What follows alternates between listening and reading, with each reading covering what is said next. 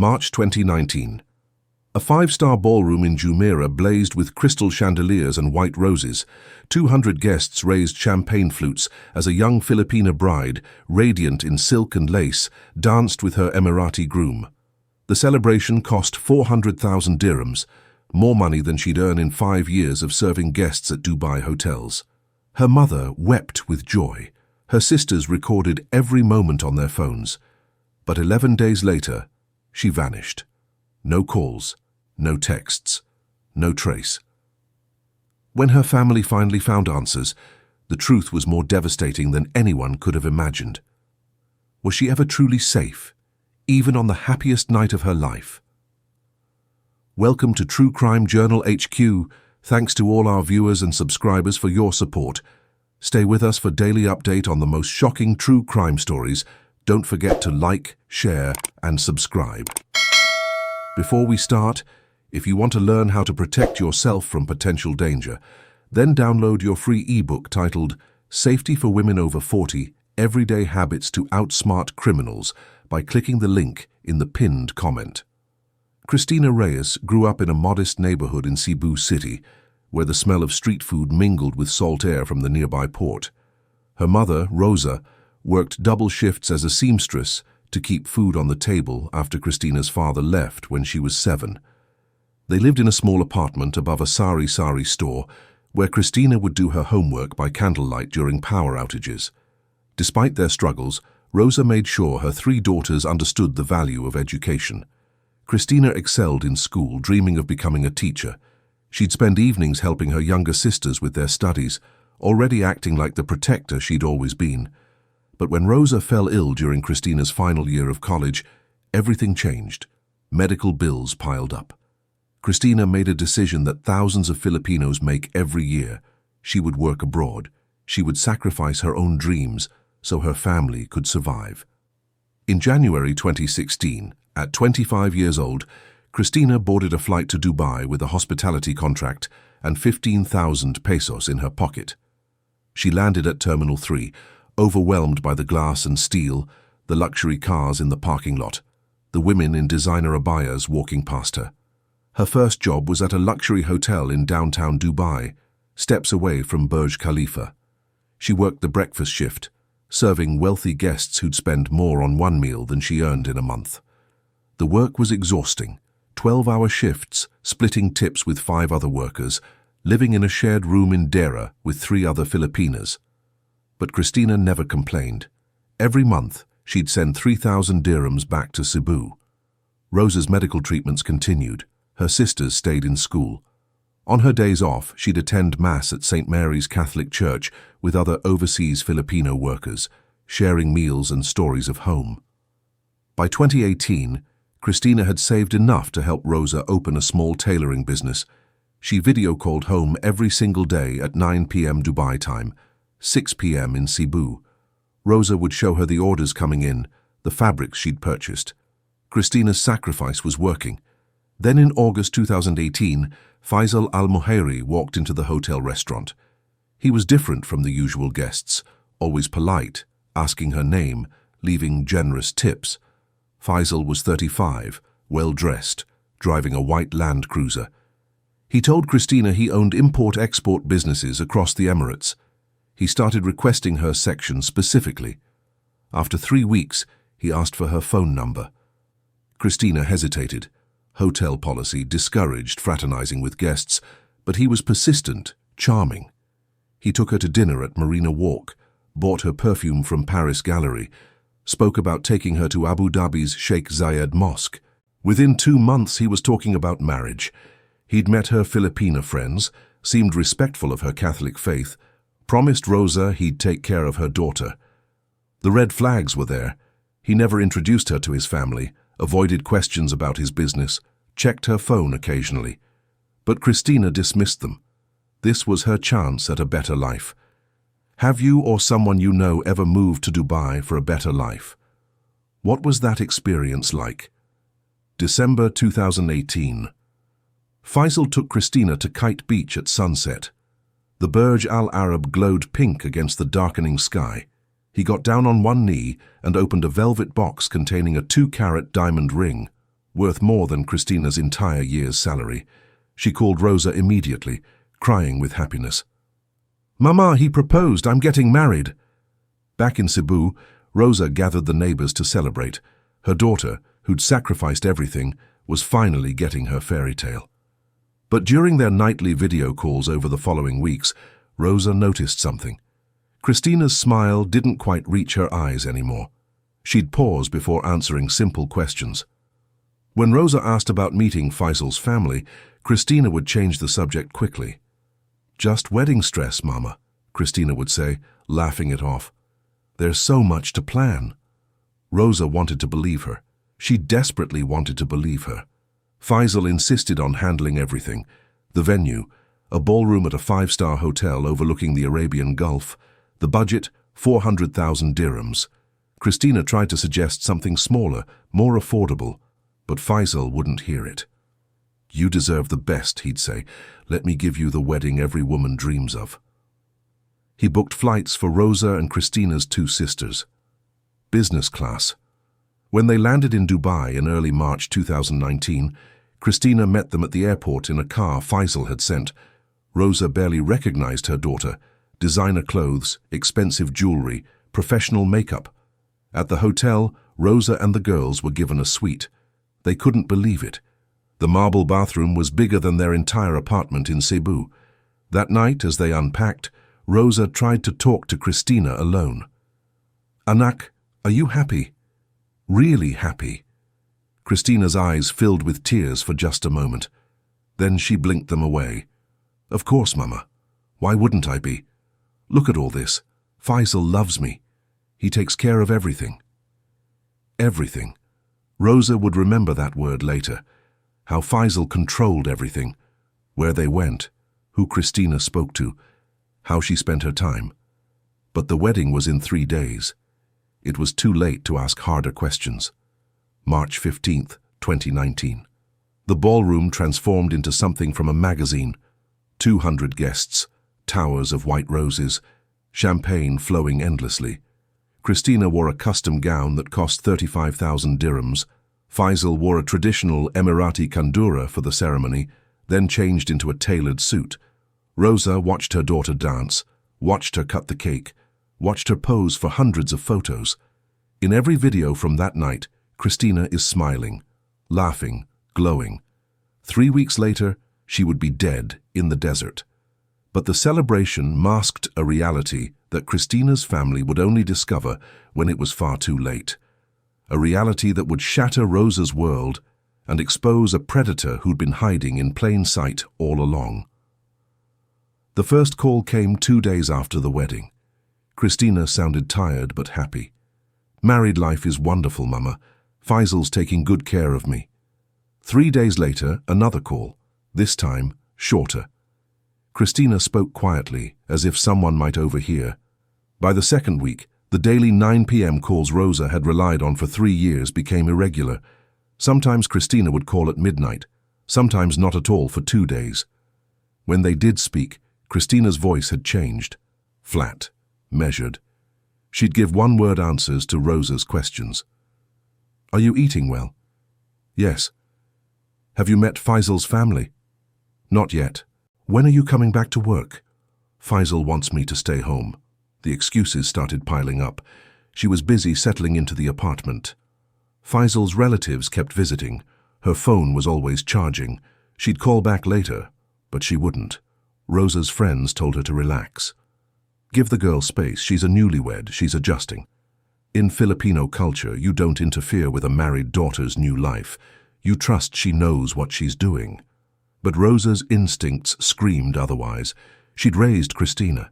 She knew every tone of her daughter's voice. And this voice, this careful, guarded voice, belonged to someone afraid. March 28th, 2019. The calls stopped completely. Day 1. Rosa assumed Christina was busy.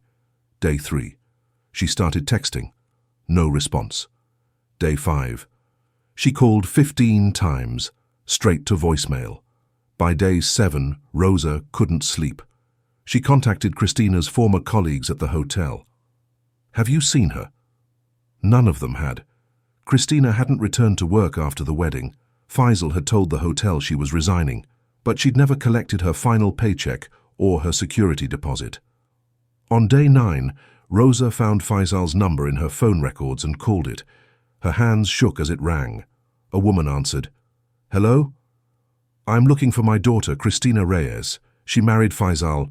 She's not here. She went back to the Philippines." The voice was cold, matter-of-fact. "What? That's impossible. She would have told me." The line went dead. Rosa immediately called the Ninoy Aquino International Airport Immigration Desk in Manila. Had Christina Reyes arrived in the past 2 weeks? They checked. No record. She hadn't entered the Philippines.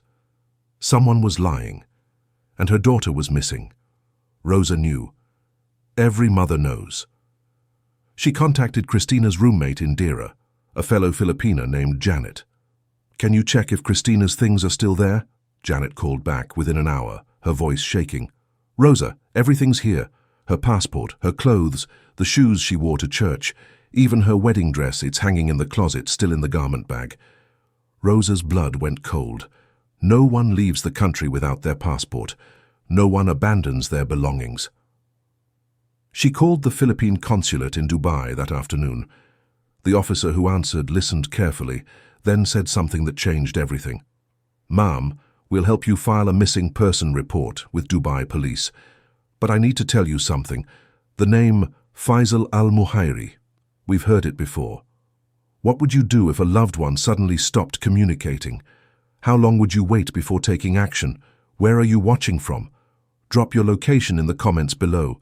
If you've made it to this point, drop a comment with 'I'm still here.' Let's see who's still watching. If you're enjoying this content, like, subscribe, and share it with your loved ones to protect them from the same tragedy happening to them in the future. What Rosa would discover next would confirm her worst nightmare and expose a pattern of deception that had destroyed lives before Christina ever walked down that aisle. Rosa flew to Dubai on April 2nd, using every dirham she'd saved from her tailoring business.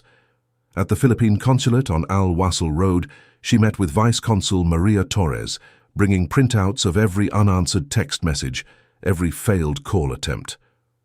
"My daughter is missing. The man she married is lying about where she is.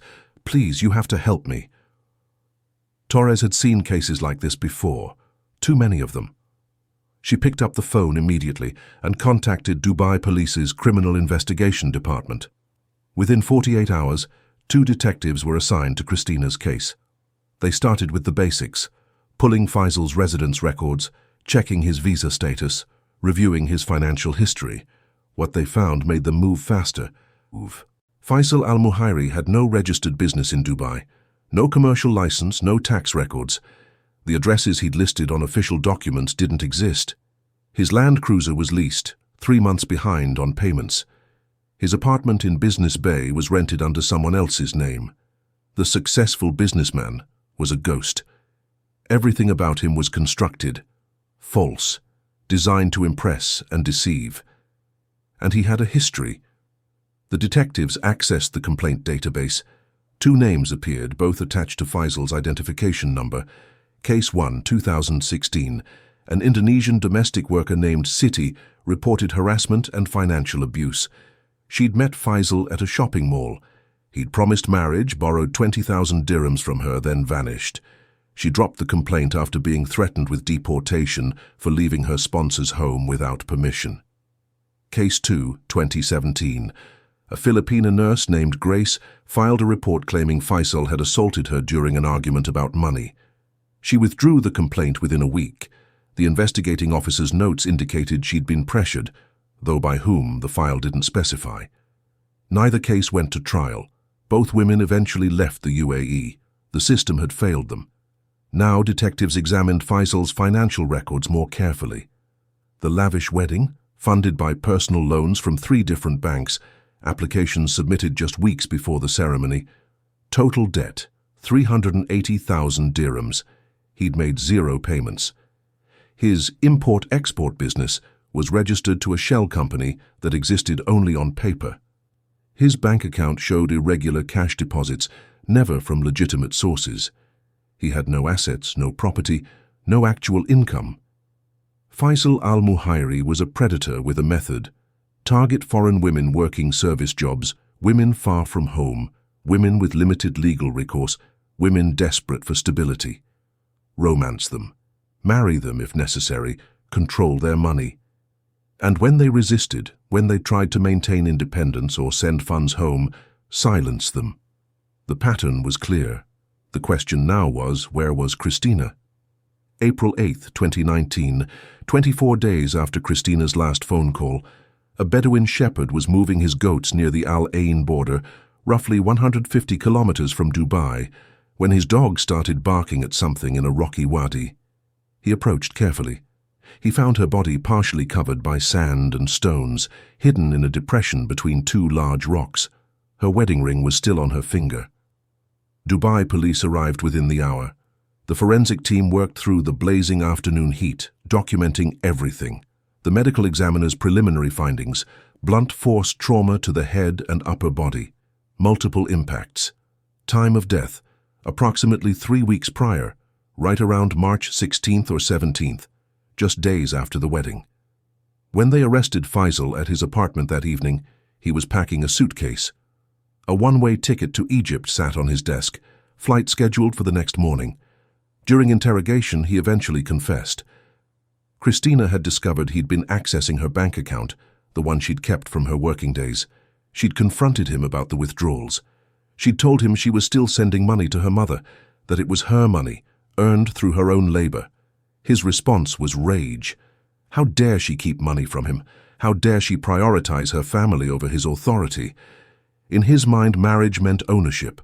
Her salary, her savings, her entire existence. It all belonged to him now. That's when he struck her. Again. And again. Until she stopped moving.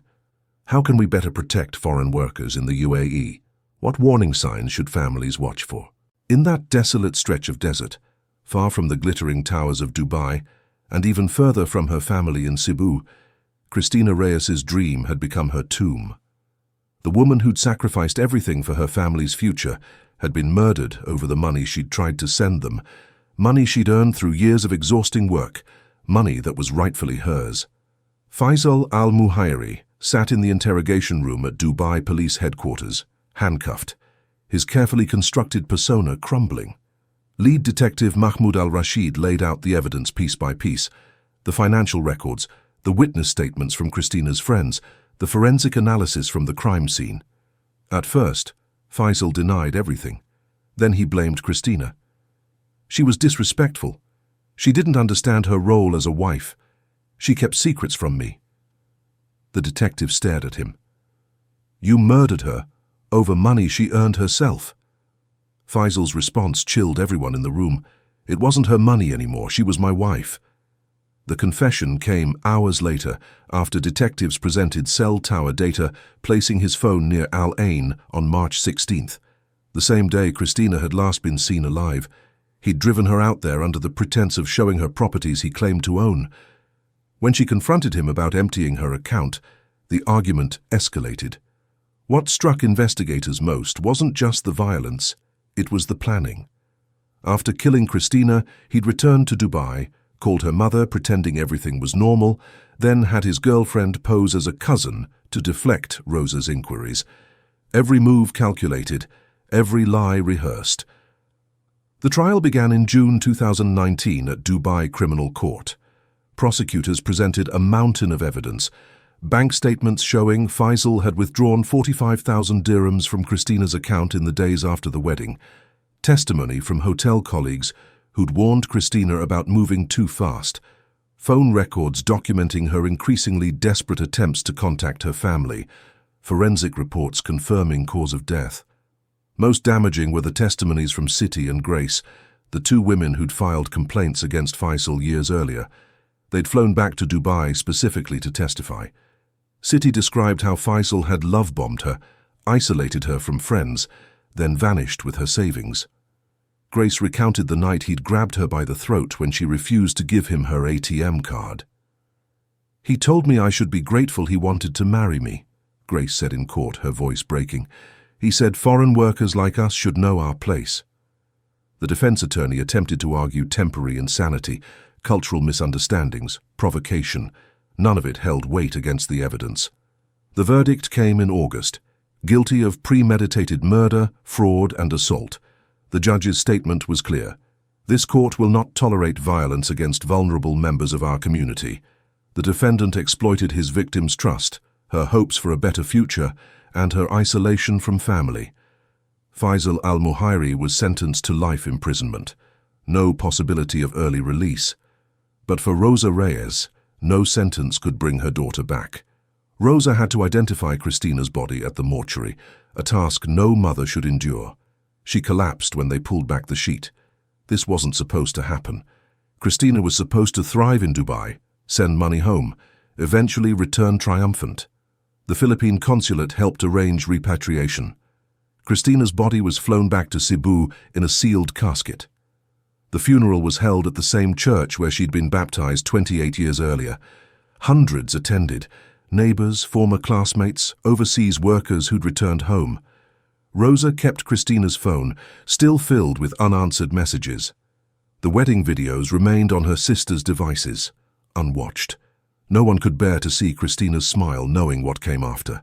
At night, Rosa still reaches for her phone at 9 p.m., expecting the call that will never come. Where are you watching from? Drop your location in the comments below. If you've made it to this point, drop a comment with, "I'm still here." Let's see who's still watching. If you're enjoying this content, like, subscribe, and share it with your loved ones to protect them from the same tragedy happening to them in the future. But Christina's case revealed something even more disturbing about predatory behavior in Dubai's expat community. A pattern authorities had missed for years, one that put thousands of other vulnerable workers at risk. Christina wasn't Faisal's first victim. She was simply the one whose family refused to stay silent. Investigators discovered his hunting ground: hotels, shopping malls, grocery stores in Deira and Bur Dubai, places where service workers congregated.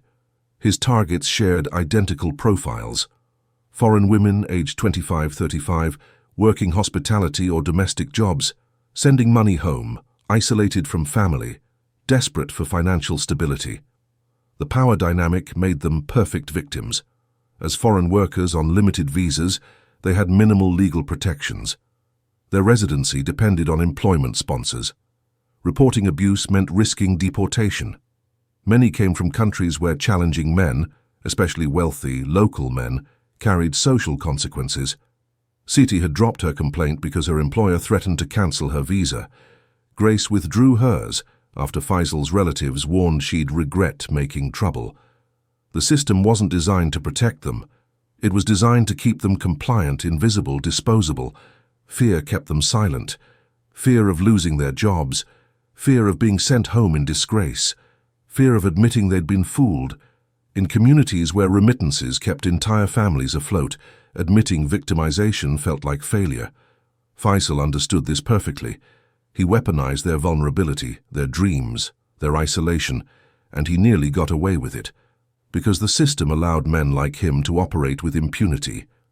Christina's death became a catalyst. The Filipino community in Dubai, over 700,000 strong, mobilized. St. Mary's Catholic Church established a crisis hotline for overseas workers experiencing domestic abuse. Volunteers offered free legal consultations every Sunday after Mass.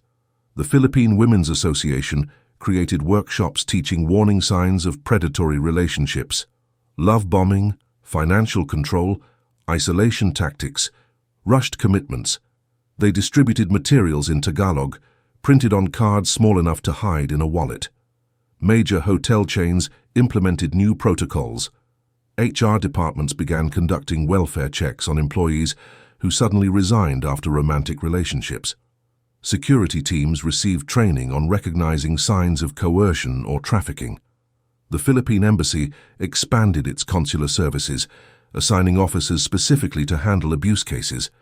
They partnered with Dubai police to create reporting channels that wouldn't automatically trigger visa cancellations.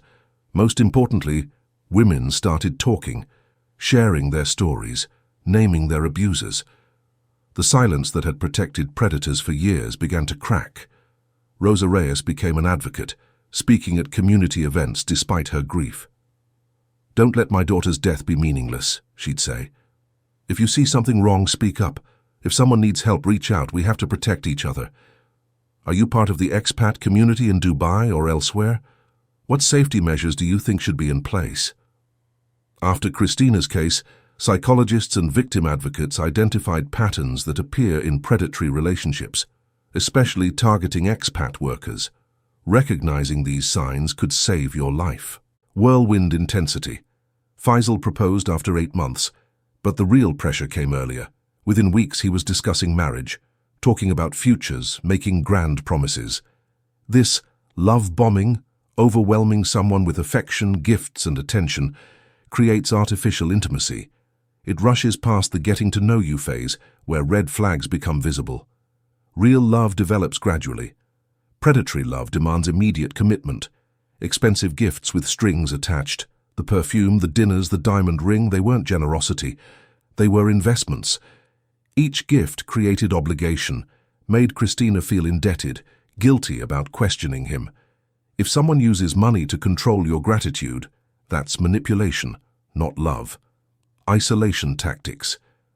Notice how Faisal never introduced Christina to his family, how he discouraged her from maintaining friendships.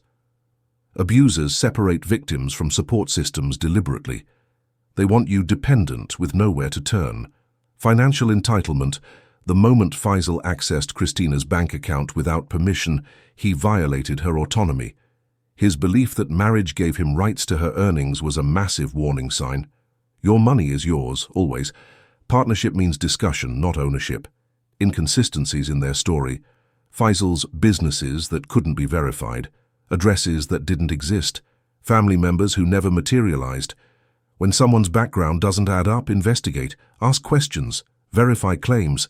Pressure for quick decisions. Marry me now. Move in today. Quit your job immediately. Urgency prevents careful thinking. It's a control tactic. Healthy relationships allow time for reflection. Checking your phone, monitoring your calls. This wasn't protectiveness. It was surveillance. When someone needs to control your communications, they're trying to control your reality. If you're experiencing even 2 or 3 of these behaviors, you're not overreacting. You're recognizing danger. Christina's story teaches us critical lessons about self-protection, especially for those working abroad. Never abandon your support system. Keep calling home, maintain friendships, join community groups. Isolation makes you vulnerable. The moment someone asks you to cut ties with family or friends, refuse. Share everything.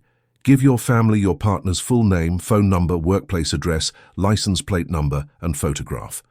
Rosa's ability to provide this information to police was crucial. Make sure someone back home knows exactly who you're dating. Separate finances always. Keep your own bank account. Never share passwords. Never give anyone unlimited access to your money. Financial independence isn't about mistrust.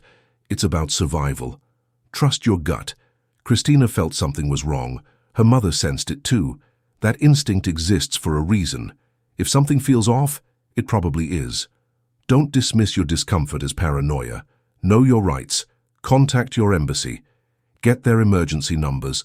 Understand labor laws, visa regulations, and legal protections available to you.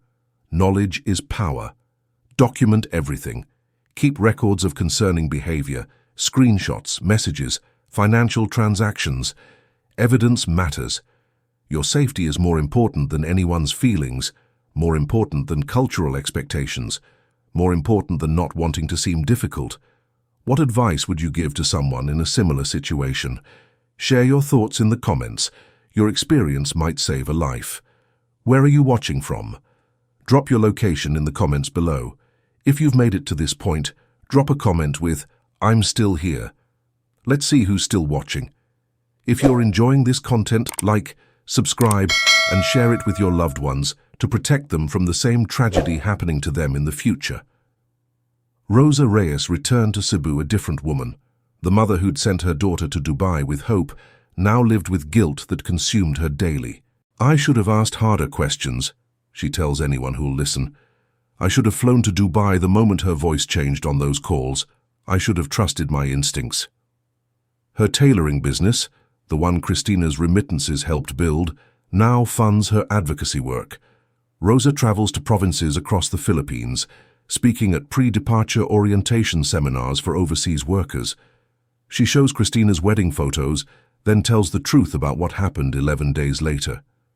"This is what my daughter looked like on the happiest day of her life," she says, holding up her phone. "This is the last time I saw her smile." The what-ifs haunt her. What if Christina had waited longer before marrying? What if she'd told her friends about Faisal's controlling behavior? What if Rosa had insisted on meeting him before the engagement? What if the first two victims had been believed? She keeps Christina's room exactly as it was. The nursing textbooks Christina had planned to study, the photos of them together, the rosary Christina carried to Dubai. Every morning, Rosa lights a candle at the small altar she's created. "I failed to protect her when she was alive," Rosa says, "but I can protect other daughters. Other mothers don't have to lose their children the way I lost mine." Christina Reyes's murder forced institutional changes across the UAE's foreign worker community. Dubai police established a dedicated unit for crimes against domestic workers and expat employees, officers trained specifically in recognizing coercion, financial abuse, and human trafficking patterns. Reports of relationship violence among foreign nationals increased by 40% in the year following Christina's case, not because abuse increased, but because victims finally felt safe reporting. The Philippine Overseas Labor Office now includes Christina's story in mandatory pre-deployment training. Her case study appears in materials about relationship red flags, financial safety, and when to seek help. Hotels and hospitality companies implemented buddy systems, employees checking on colleagues who seem withdrawn or suddenly change their behavior. Christina's former hotel created the Christina Reyes Memorial Fund, providing emergency financial assistance to workers escaping abusive situations. But her most powerful legacy lives in the conversations she started. Filipino domestic helpers in Dera share her story with new arrivals. Mothers video calling daughters working in Dubai ask different questions now. Communities that once stayed silent now speak up. Christina wanted to build a better life for her family. In death, she's helped protect thousands of other families from experiencing the same devastation. Yet mysteries remain. How many other women did Faisal target between 2016 and 2019? Investigators found evidence of relationships with at least 5 more women during those years, all of whom left the UAE abruptly. Were they victims who escaped, or were there others who didn't?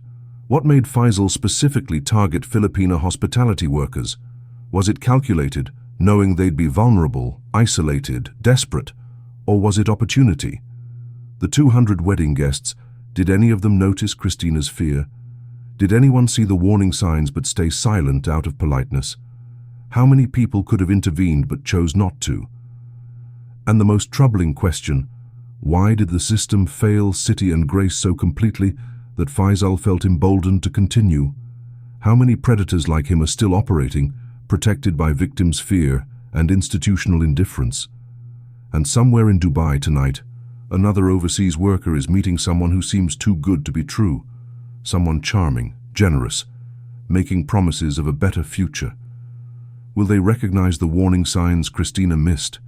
Will they trust their instincts when something feels wrong? Or will history repeat itself? Another family shattered, another name added to a list that's already too long. Christina Reyes came to Dubai chasing dreams that millions share. Security, opportunity, a better future for those she loved. She worked hard, sacrificed everything, and believed she'd found happiness. 11 days after her wedding, she was dead in the desert, killed by the man who promised to protect her. If you're in Dubai, whether you're Emirati, expat, or overseas worker, stay vigilant. Watch out for your colleagues, your friends, your community members. Share this story. Talk about the warning signs. Break the silence that protects predators. Drop your location in the comments. Let's build awareness together. Subscribe and share this video. It might save someone's life. Rosa Reyes still has those wedding videos on her phone. She's never watched them. She can't bear to see her daughter's smile, knowing what came after. Don't let Christina's death be meaningless. Before you go, if you want to learn how to protect yourself from potential danger, Then don't forget to download your free ebook titled Safety for Women Over 40, Everyday Habits to Outsmart Criminals by clicking the link in the pinned comment.